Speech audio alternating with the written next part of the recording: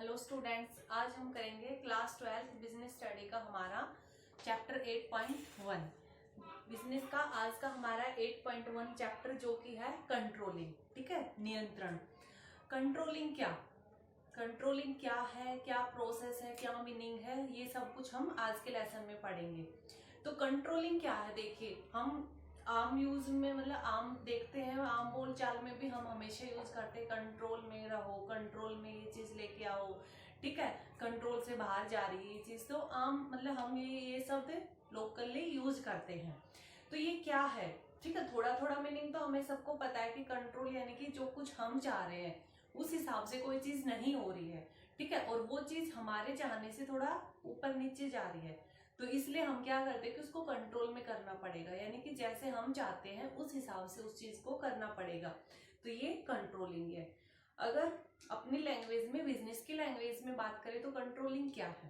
Control है कि हम जैसा चाह रहे हैं, ठीक है, हम जो परिणाम चाहते हैं, एक ऑर्गेनाइजेशन के, एक संगठन के जो उद्देश्य है, जो ऑब्जेक्ट्स हैं, ठीक है, हर एक संगठन अपने उन्हीं ऑब्जेक्ट्स को अचीव करना चाहता है। तो उन ऑब्जेक्ट्स को अचीव करने के लिए, ठीक है, टाइम टाइम पर देखा जाता है एक संगठन के द्वारा कि उसने अपना कितना जो गोल है, जो ऑब्जेक्ट्स उसने फिक्स किए हैं, वो किस हद तक उसने अचीव करे हैं। अगर उनको अचीव करने तक की प्रोसेस में कुछ डायमेंशन आ रहा है, कुछ मतलब ऊपर नीचे कोई चीज हो रही है, ठीक है, कोई चीज जो है विचलित हो रही है, ठीक है, तो हमें उस चीज को कंट्रोल में करना है। ठीक है, उस चीज के ऊपर हमें फोकस करना है, उसको कंट्रोल में करना है, और हम जो परिणाम चाहते हैं, हम जो रिजल्ट चाहते हैं, उस रिजल्ट को अचीव करना है। यही हमारी कंट्रोलिंग है। यानी कि एक संगठन अपने ऑब्जेक्ट्स को अचीव करने के लिए, प्राप्त करने के लिए, ठीक है, प्राप्त करने के लिए जो भी कार्य करता है, वास्तविक में जो रिजल्ट आता है, उस रिजल्ट को अपने तय किए गए उद्देश्य तक पहुंचाने के लिए जो भी वो कार्य करता है वो कंट्रोलिंग कहलाती है।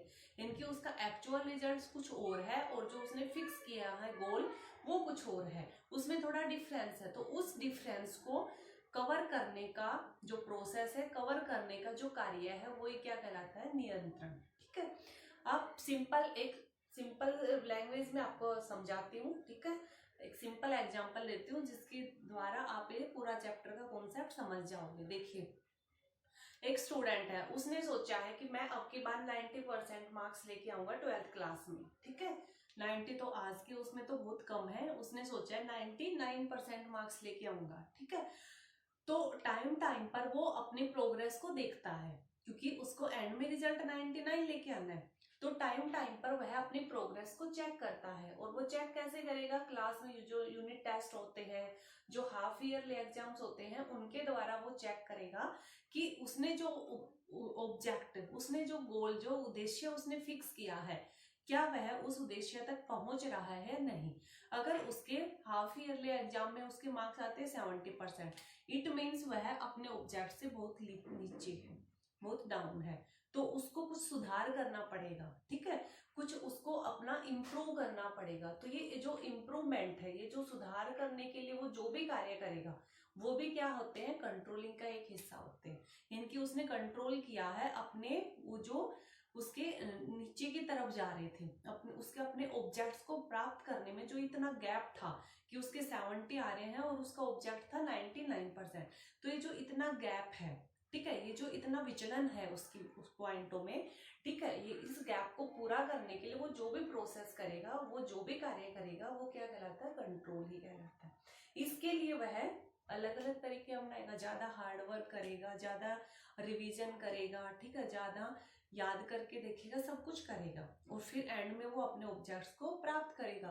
तो यही होता है कंट्रोलिंग, कि अपने ऑब्जेक्ट्स को प्राप्त करने तक, ठीक है, जो उसके विचलन आते हैं ना, जो उसके बीच में जो भी परिस्थितियां आती हैं जिसके वजह से वह अपने उस ऑब्जेक्ट्स को प्राप्त नहीं कर पा रहा है, ठीक है, तो उस प्रोसेस में सुधार करना, इम्प्रूव करना ही कंट्रोलिंग है। तो ये हमारा मीनिंग है। उसके बाद है हमारा कंट्रोलिंग की डेफिनेशन। ठीक है, डेफिनेशन दी है किसने? फिलिप कोटलर ने।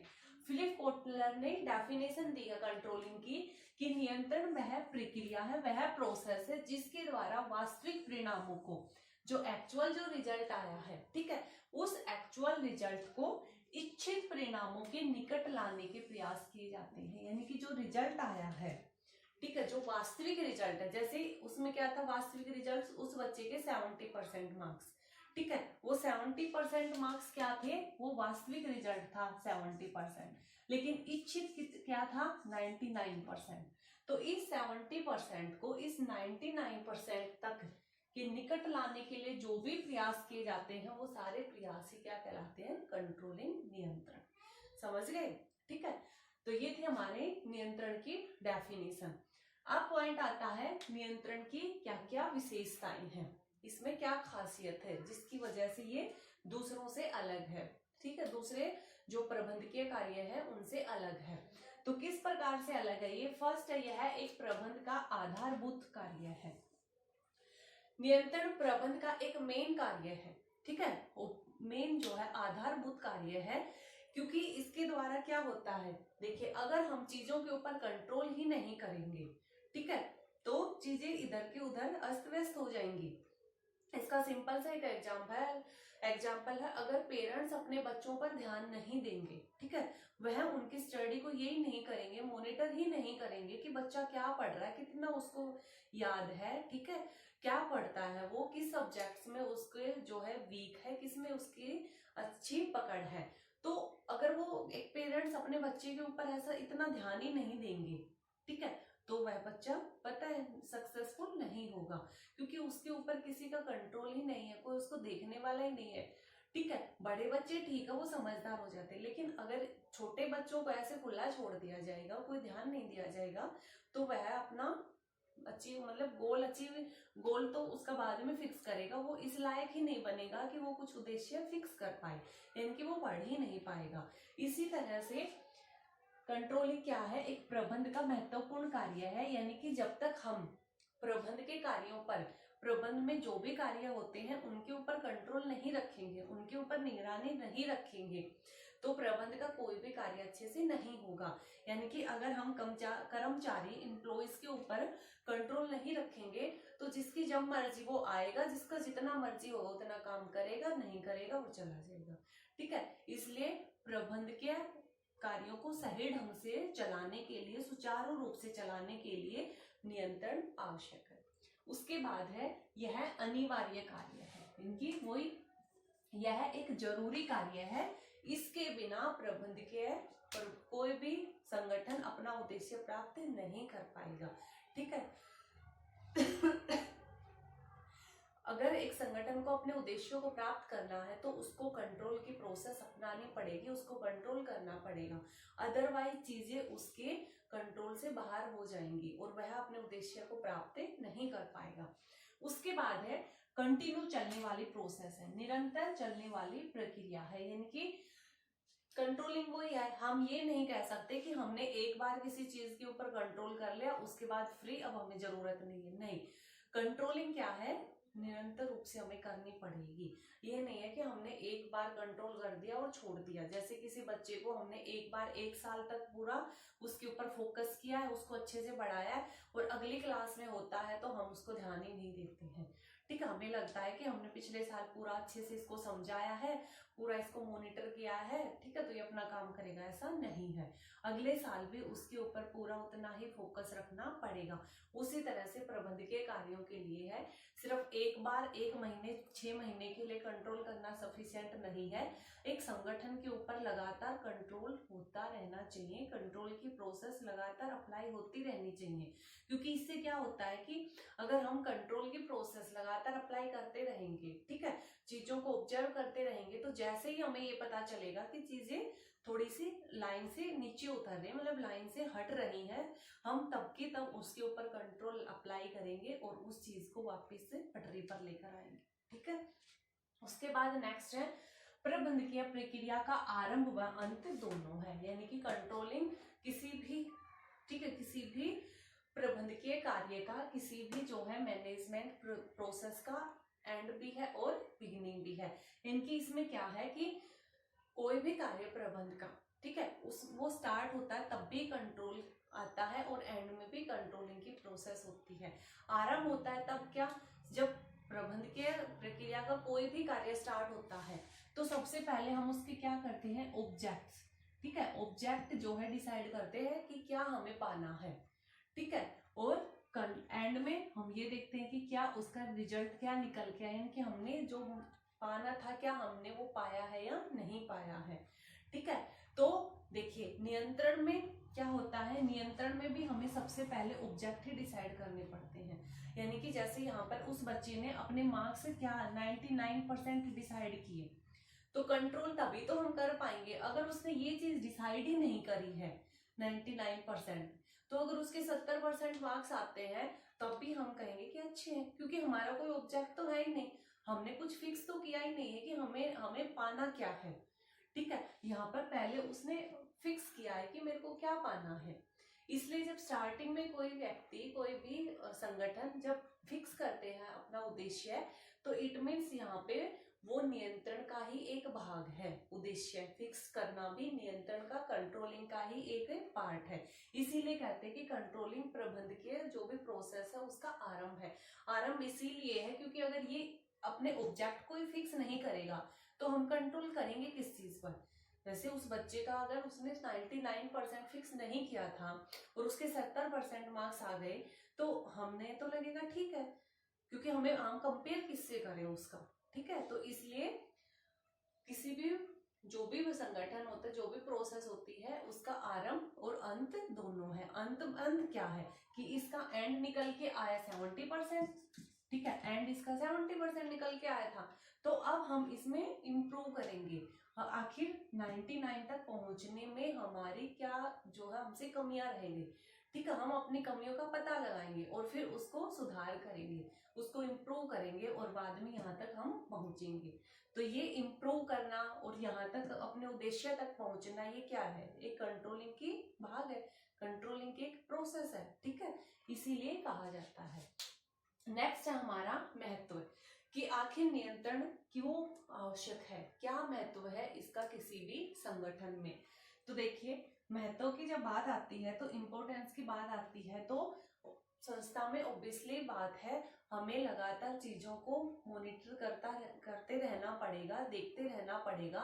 अगर हम चीजों को ऐसे अगर निगरानी में नहीं रखेंगे, ठीक है, तो कोई चीज की वजह से हमें काफी लॉस हो जाएगा और इस चीज का हमें बाद में पता चलेगा, क्योंकि उस टाइम तो हमने उस चीज के ऊपर ध्यान ही नहीं दिया, कोई कंट्रोल ही नहीं किया, और जब एंड में पता चलता है तो उस टाइम पर हम कंट्रोल करने लायक ही नहीं रहते, ठीक है, क्योंकि एंड में जब सब कुछ हो चुका होता है तो हम किस चीज को इम्प्रूव करें।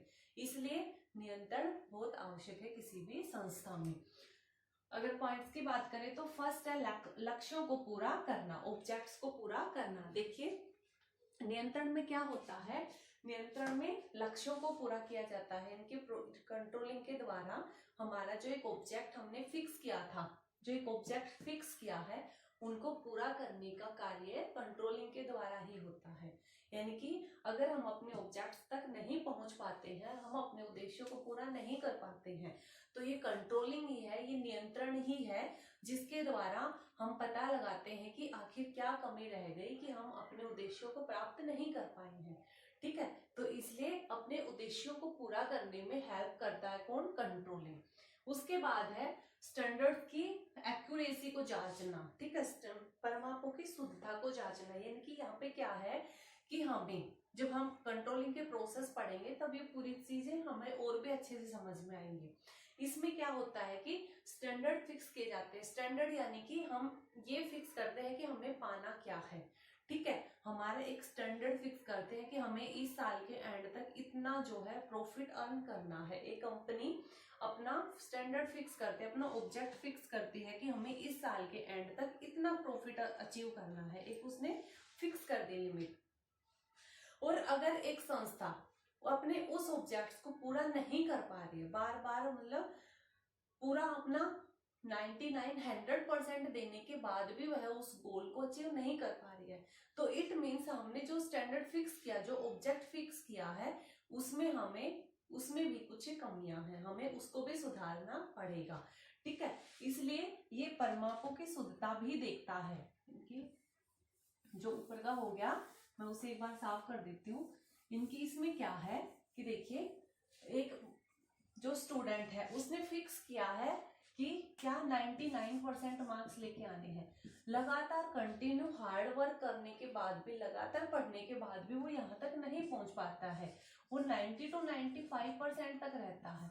तो अब हम देखते हैं कि क्या हमने हमारा जो स्टैंडर्ड फिक्स किया है, ठीक है, उसमें तो कोई कमी नहीं है, वो तो हमने कुछ ज्यादा फिक्स नहीं कर दिया है हाई, ठीक है। तो हमें इसको भी सुधारना पड़ सकता है, क्योंकि हो सकता हमने यही गलत कर दिया है, यानी कि वो पेपर उस साल कुछ ज्यादा ही टफ एग्जाम आया था, या फिर सिलेबस सब कुछ ज्यादा ही हार्ड हो रखा है, ठीक है, इसलिए 99% तो चांस ही नहीं है किसी की आने की। इसलिए इसका मतलब हमने कुछ ज्यादा ही ये स्टैंडर्ड जो है ज्यादा ही हाई रख दिया, हमें इसको थोड़ा इम्प्रूव करना पड़ेगा, यानी कि हम इसको 97 तक अगर रखेंगे तो यह है एक आइडल स्टैंडर्ड हो जाएगा, यानी कि हाँ बच्चा यहाँ तक ला सकता है इस एग्जाम में। इस एग्जाम में 97 से ऊपर बहुत ही मतलब नामुमकिन जैसा हो जाएगा उस बच्चे के लिए। तो उसी तरह से एक संस्था के लिए भी हम देखते हैं कि अगर हमारे ऑब्जेक्ट्स अचीव नहीं हो रहे हैं तो हमें अपने ऑब्जेक्ट्स को, इनके स्टैंडर्ड्स को देखना पड़ता है कि क्या वह सही है या नहीं है, ठीक है। अगर उसमें चेंज करने की जरूरत है तो हमें उसको भी चेंज करना पड़ सकता है। तो ये सब कुछ किस लिए हुआ? कंट्रोलिंग की वजह से, क्योंकि कंट्रोलिंग की वजह से हमें पता चला कि हमारे द्वारा जो प्रयास किए गए हैं, ठीक है, उसमें तो कोई कमी नहीं है, हम किस में इम्प्रूव करें, हम क्या चीज सुधारें, तो इट मीन्स कुछ ना कुछ कमी स्टैंडर्ड्स में ही है, ठीक है। उसके बाद है संसाधनों का कुशलतम उपयोग करना, यानी कि जो भी हमारे पास रिसोर्स है, जो भी संसाधन है, हम उनका मैक्सिमम यूटिलाइजेशन करें। इस चीज के लिए भी कंट्रोलिंग जो है, नियंत्रण जो है, एक मेन भूमिका निभाता है, क्योंकि कंट्रोलिंग में ये देखा जाता है कि चीजें क्या सही यूज हो रही है या नहीं। अगर किसी चीज का हमने सिर्फ 70% भाग यूज किया और हम उसको छोड़ देते हैं, ठीक है, तो जब कंटिन्यू हम उसके ऊपर नजर रखते हैं तो अब हमें पता चलता है कि हमने यहाँ पर इस सामान को ऐसे ही फेंक दिया जबकि इसका और यूज हो सकता था, ठीक है। तो कंट्रोलिंग के द्वारा मैक्सिमम यूटिलाइजेशन होता है हमारे साधनों का। जैसे किसी बच्चे ने, अगर उसने अपना 80% रिजल्ट ला के दे दिया, तो अब हम देखते हैं कि उसने 80% रिजल्ट लाया है, वो सिर्फ 2 घंटे पढ़ा था, उसने सिलेक्टिव याद किया और 80% आ गए, ठीक है। ये सारा कब हुआ? जब हमने उसको चेक किया, ठीक है, जब हमने उसके ऊपर कंट्रोलिंग की प्रोसेस अपनाई, यानी कि हमने उसको देखा कि इसने क्या फिक्स किया था, क्या कुछ हुआ है, ठीक है। तो उस प्रोसेस के दौरान हमें पता चला कि इसने अपने मैक्सिमम यूटिलाइजेशन किया ही नहीं है, यानी कि इसने तो सिर्फ 2 घंटे पढ़ाई करी है, जबकि इसकी एबिलिटी जो है कम से कम 3 घंटे तक ये बच्चा पढ़ सकता है, टाइम निकाल सकता है और पढ़ भी सकता है। तो इसका मतलब उसने 1 घंटे का यूटिलाइजेशन नहीं किया है। तो कंट्रोलिंग के तहत हम उसका वो 1 घंटा भी यूज कराएंगे, ठीक है। हम उसको कुछ एक्स्ट्रा काम देंगे या एक्स्ट्रा बिठा के रखेंगे काम, ठीक है, अलग से 1 घंटा और स्टडी कराएंगे, तब जाके वह 80% के 90% तक पहुंच जाएगा। यानी कि उसने जो अपना रिसोर्सिस थे, यानी कि अपना जो उसकी जो मेमोरी थी, जो उसकी इंटेलिजेंसी थी, जो उसकी याद करने की क्षमता थी, पढ़ने की क्षमता थी, उसका यूज अभी नहीं किया है, तो हमें उसका यूज कराना है।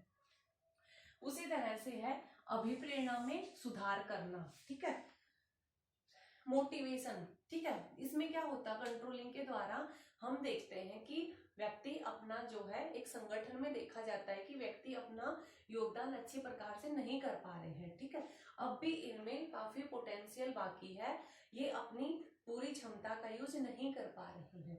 तो हम क्या करते हैं, उनको मोटिवेट करते हैं, उनको काम करने के लिए प्रेरित करते हैं। तो अगर किसी व्यक्ति को ऐसे ही खाम खा के हम बोलें कि आप अच्छा नहीं कर रहे हैं, और अच्छा करो और अच्छा करें, तो कोई भी मोटिवेट नहीं होता है, क्योंकि सबको ये लगता है मैंने तो अच्छा किया, मैंने तो अच्छा किया। लेकिन जब हम उसके आगे रखते हैं, वो आंकड़े रखते हैं कि देखिए हमने ये फिक्स किया था, आपने देखिए ये फिक्स किया था 97 और आपके 90 आ रहे हैं, तो इट मीन्स आपको कुछ और इम्प्रूव करना पड़ेगा और आप ये कर सकते हो। यानी कि यहाँ पर अब हम उसको यहाँ से यहाँ तक लाने के लिए हमें उसको मोटिवेट करना पड़ेगा।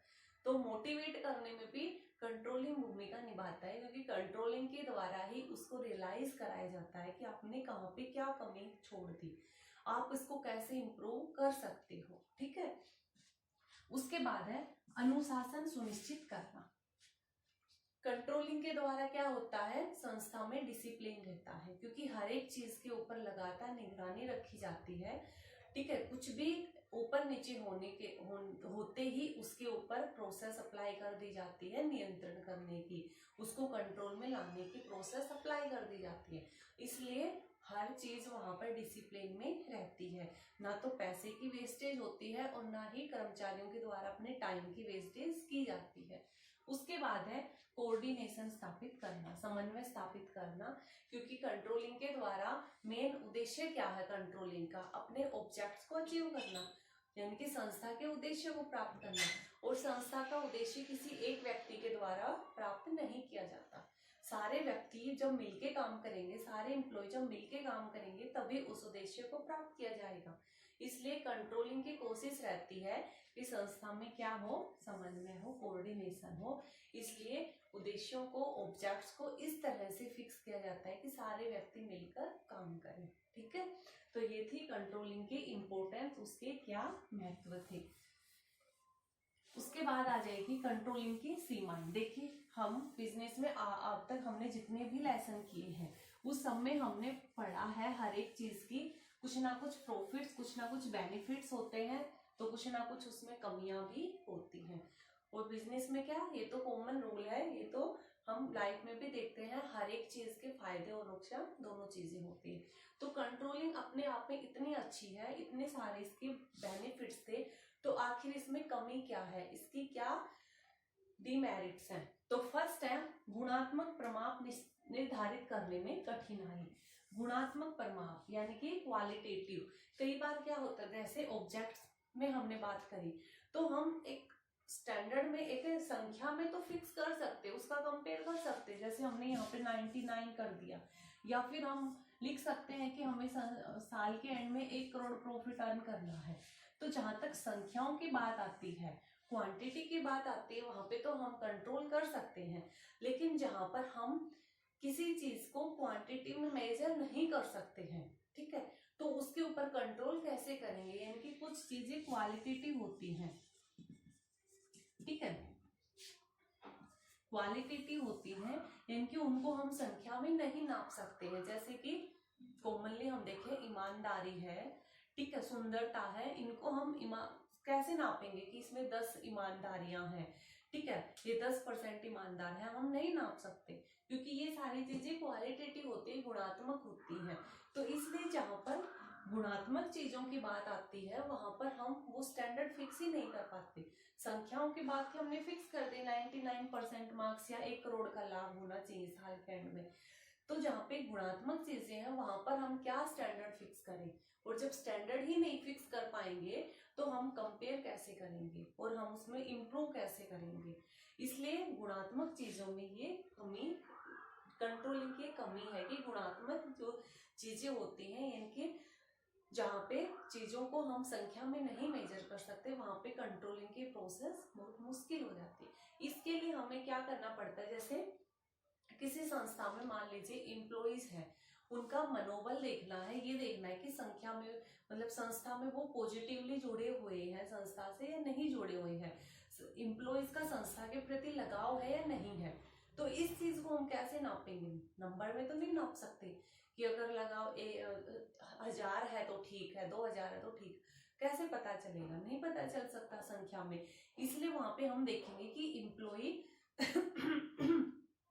तो हम वहां पर गुणों के हिसाब से देखेंगे, ठीक है, क्वालिटेटिव देखेंगे, यानी कि वहां पे देखेंगे कि कर्मचारी कितने जो है हमारी संस्था को छोड़कर जा रहे हैं, ठीक है, तो वहां पर संस्था को छोड़ने वालों का देखेंगे रेशियो, ठीक है, कि कितने एम्प्लॉय हमारे संस्था को हर साल या हर महीने छोड़कर जा रहे हैं, और कितने एम्प्लॉय हमारे काम हर रोज जो है अनुपस्थित रहते हैं, ठीक है, कितने एम्प्लॉय संस्था में जो रेगुलर आते हैं और कितने छुट्टियां मारते हैं, ठीक है, 2-3 दिन की छुट्टी ली, फिर आ रहे हैं, फिर छुट्टी ली, ऐसे आ रहे हैं, ठीक है।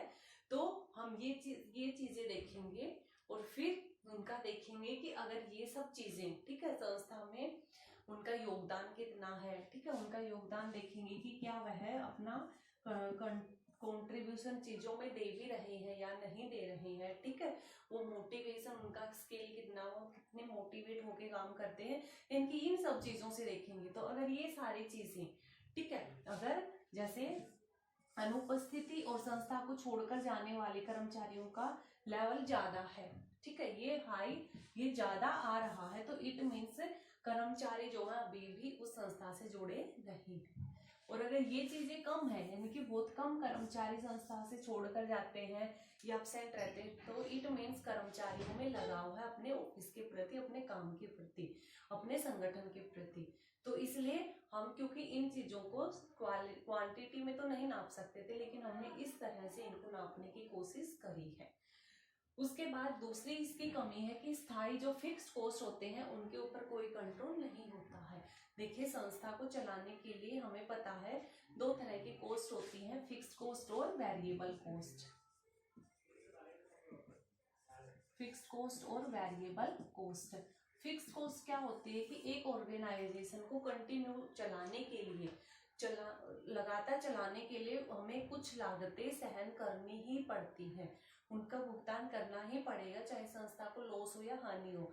जैसे एक दुकान है, अगर वो किराए पर चल रही है तो उस दुकान के मालिक को हर महीने वो रेंट देना ही पड़ेगा, चाहे उसकी बिक्री हो या ना हो।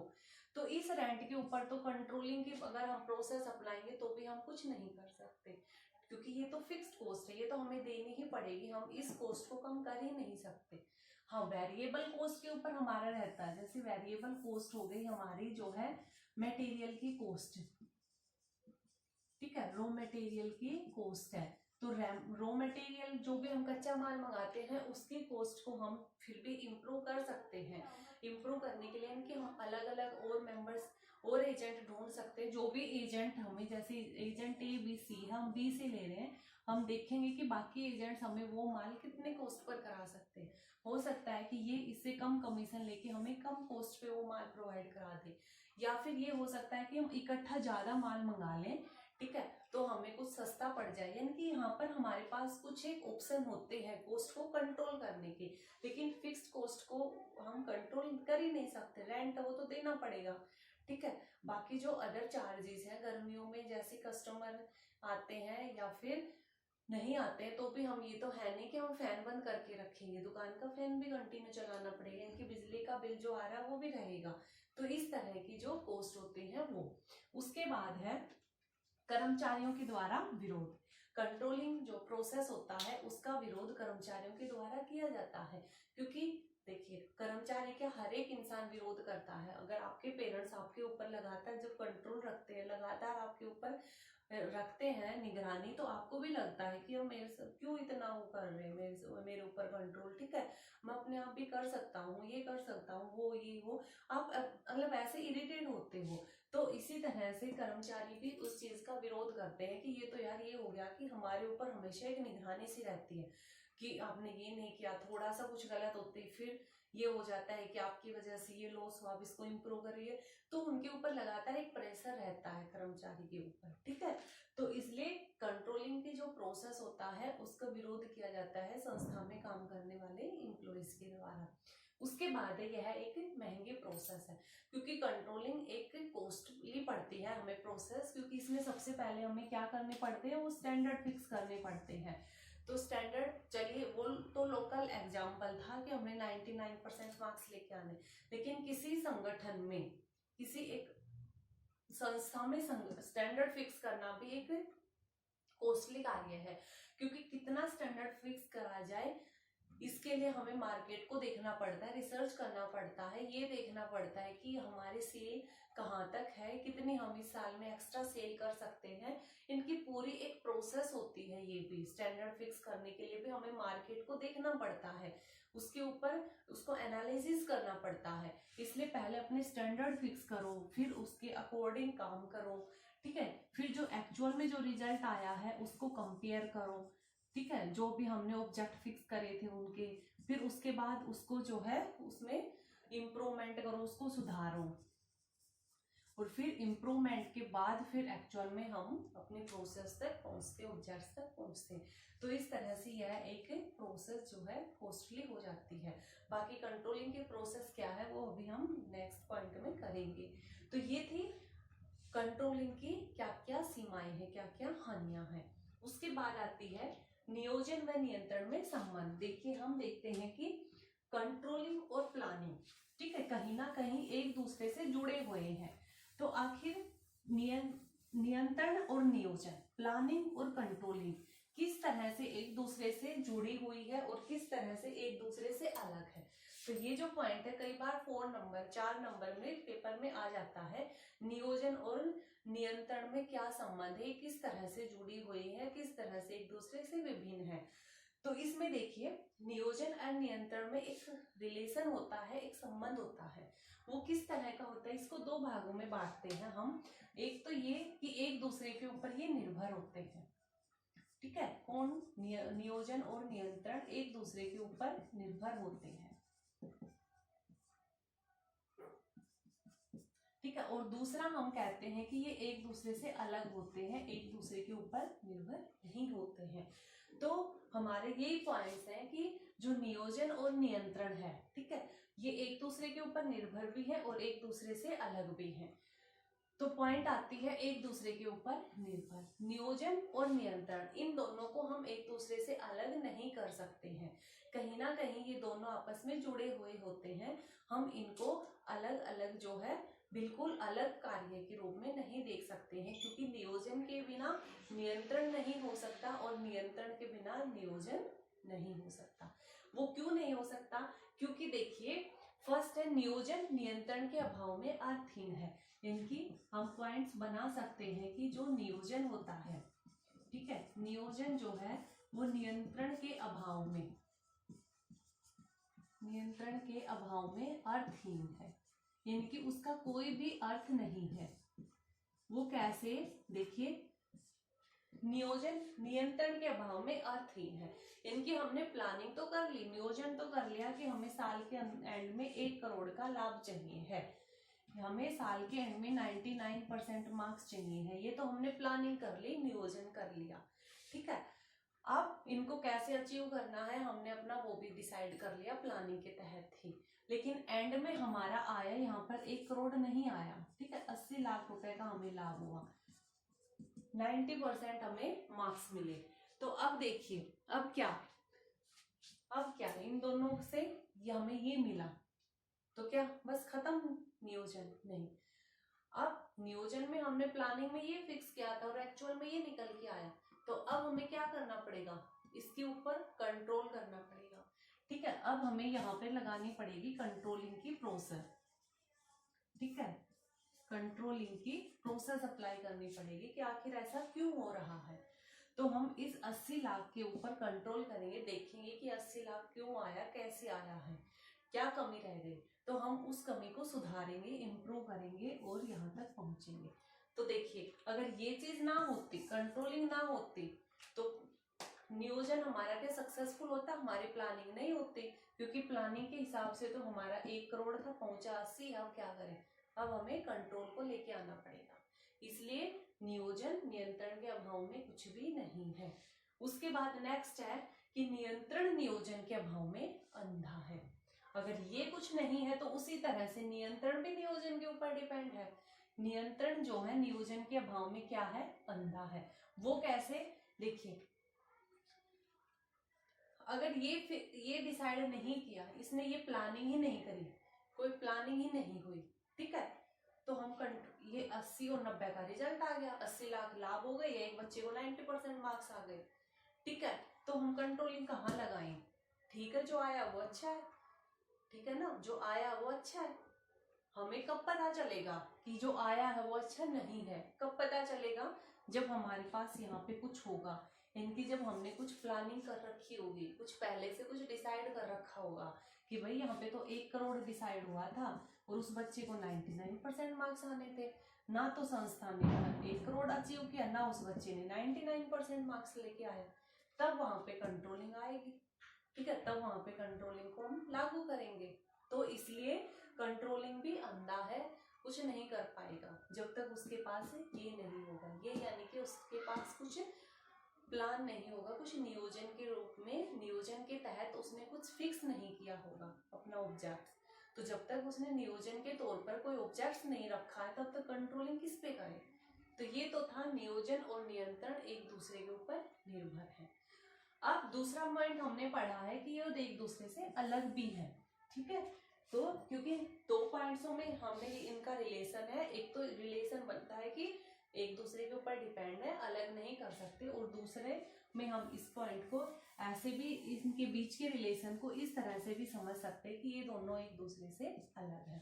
अब अलग कैसे हैं, अगर हम वो बात करें तो फर्स्ट है, अलग में नियोजन आगे देखता है। नियोजन क्या करता है, आगे देखने की प्रोसेस है, ठीक है, और नियंत्रण पीछे देखता है।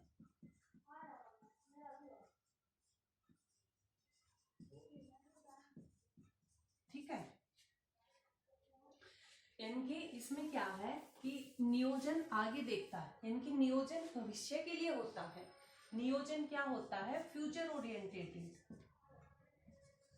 ओरिएंटेड होता है, वो आगे देखता है कि मेरे को क्या करना है, ठीक है। क्योंकि हम जो भी ऑब्जेक्ट्स डिसाइड करते हैं वो फ्यूचर के लिए डिसाइड करते हैं कि भाई मेरे को इतने मार्क्स लेकर आने हैं, ठीक है, लेकर आया था वो कोई ऑब्जेक्ट्स नहीं हमारा, ठीक है। तो नियोजन हमारा हमेशा आगे देखता है, आगे देखने की प्रोसेस होती है, हमें क्या अचीव करना है, क्या प्राप्त करना है, ठीक है। तो ये आगे देखता है, जबकि कंट्रोलिंग क्या है, पीछे देखता है। पीछे देखने का मतलब है कि ये देखता है कि हमने क्या डिसाइड किया था और हमने क्या पाया है। इनकी इसका आगे से कोई मतलब नहीं है, ये एक पॉइंट पर पहुंचने के बाद ये देखता है कि हमने क्या डिसाइड किया था, कि भाई एक बच्चे ने 99% मार्क्स डिसाइड किए थे और अब उसके आए हैं 80%, ठीक है। तो यह अब वापस चलेगा कि इस 80 से इस 90 तक मैं कैसे पहुंचूं, क्या सुधार करूं, क्या इंप्रूवमेंट करूं, क्या अप्लाई करूं ताकि मैं यहाँ तक पहुंच जाऊं। इनकी आगे देखने की प्रोसेस तो यहाँ पर हुई ही नहीं है। यह क्या करता है, पीछे देखता है कि मैं क्या डिसाइड करके आया था और मैंने क्या अचीव किया है और क्या कमी रह गई वहां तक पहुंचने में। इसलिए कहा जाता है कि नियोजन प्लानिंग आगे फॉरवर्ड प्रोसेस है और कंट्रोलिंग बैकवर्ड है, वो पीछे देखता है, ठीक है। तो एक डिफरेंस ये हो गया। दूसरा तो एक छोटा सा डिफरेंस है, वो तो सभी को पता है कि नियोजन किसी भी जो हमारे प्रबंधकीय कार्य होते हैं, ठीक है, जो मैनेजमेंट के जो भी फंक्शंस है, नियोजन क्या है, उसका पहला कार्य है और नियंत्रण क्या है, अंतिम कार्य है, ठीक है। क्योंकि हम जो भी प्रबंधकीय जो प्रोसेस होती है उसमें हम पढ़ के आए हैं, ठीक है, क्या प्रबंधकीय कार्यों में हम पढ़ के आए हैं, उसके क्या कार्य होते हैं, नियोजन, संगठन, युक्तिकरण, नियंत्रण, ठीक है। बीच में शायद एक रह गया, 5 थे ये, ठीक है। तो क्या है, पहला कार्य होता है नियोजन, ठीक है। तो नियोजन में हमने क्या किया, नियोजन सबसे पहले हमें डिसाइड करना पड़ेगा ना कि क्या फिक्स क्या करना है, क्या हमें ऑब्जेक्ट्स अचीव करने हैं। तो ये सब कुछ तो नियोजन में हो गया। तो नियोजन तो प्रबंध का जो भी कार्य है, उसका जो भी फंक्शन होते हैं उसका पहला कार्य है, और नियंत्रण अंतिम कार्य है कि एंड में हमें उसके ऊपर कंट्रोल करना पड़ता है कि हम क्यों अचीव नहीं कर पाए हैं, क्या कमी रह गई है, उसको कैसे इम्प्रूव कर सकते हैं। तो एक ये डिफरेंस होता है दोनों में। तो ये था हमारा कंट्रोलिंग के कंट्रोल क्या है, क्या उसकी इम्पोर्टेंस है, क्या कमियां हैं। तो अभी तक हमने कंट्रोल का लेसन पढ़ा है। अब हम नेक्स्ट लेक्चर में पढ़ेंगे, ठीक है, मतलब नेक्स्ट पॉइंट हम करेंगे कि कंट्रोलिंग की प्रोसेस क्या है, कंट्रोलिंग किस तरह से की जाती है, क्या उसकी प्रोसेस है, ठीक है। तो वो बाद में पढ़ेंगे।